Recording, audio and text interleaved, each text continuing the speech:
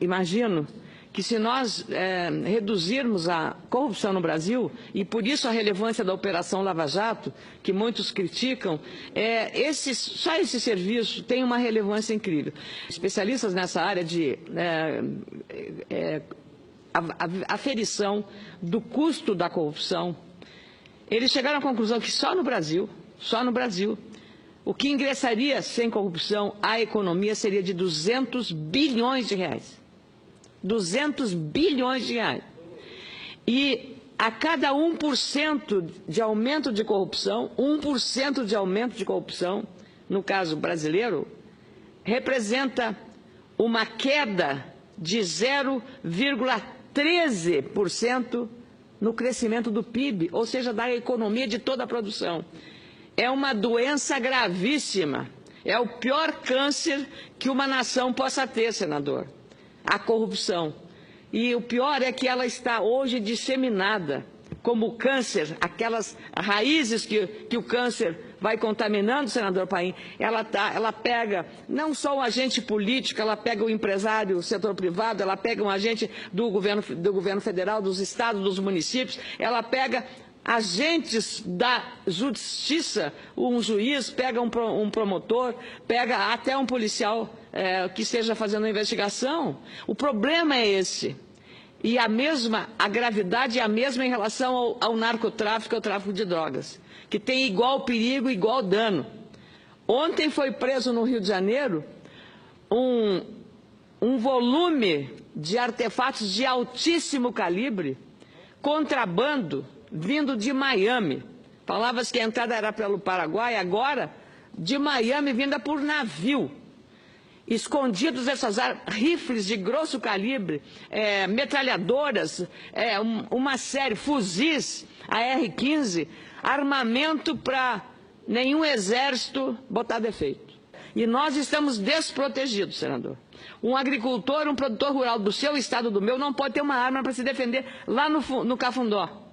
Lá naquele rincão remoto. Não pode. Mas o bandido pode receber, senador Paim, essa quantia de armas. O que você diz, nós políticos, para aquele pobre agricultor que está lá suando, tirando o seu leite? Aquilo que o senador Paim aqui fala, que eu falo também, do agricultor familiar que não tem direito e entra um bando de ladrões, bandidos, massacram a família, assaltam a casa, levam tudo e ainda às vezes matam, se viciam e estupram. E não pode o agricultor ter uma arma para se defender dentro da sua casa. Eu não sou uma pessoa que defenda a violência nem o armamentismo, não. Mas é uma questão da lógica nesse processo.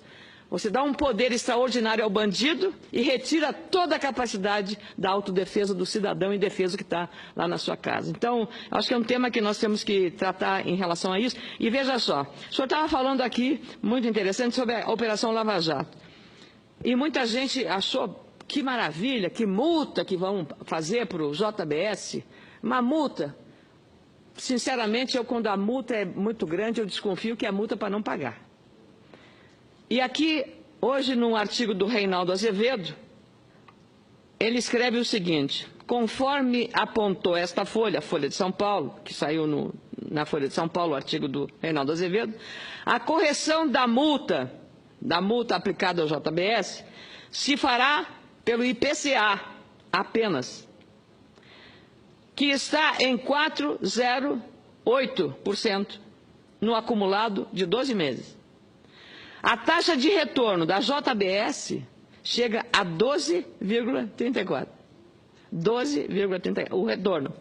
Marcos Pieluch, professor de finanças, pegou a calculadora, ali usou a palavra, sacou a calculadora e descobriu que para pagar a dita cuja multa milionária, bastaria aos irmãos Batista investir hoje 5,3 bilhões no próprio negócio. Continua sendo um negócio da China. Eu queria dizer que a gente tem que olhar os números como eles são e saber até onde vai esta multa. Essa multa pode ser mais um prêmio generoso concedido a quem é considerado pelo ex-presidente Lula como um bandido, os bandidos. Foi o presidente Lula que declarou hoje na imprensa que Joesley é um bandido. Então, eu trago apenas esses dados para falar sobre essa questão tão, eu diria assim, tão aguda para nós todos, e cobram muito de nós políticos, e tem que ser cobrado da sociedade esse processo. Mas a corrupção está entranhada nas relações pessoais, nos negócios, nas pequenas, até em casa, às vezes, né?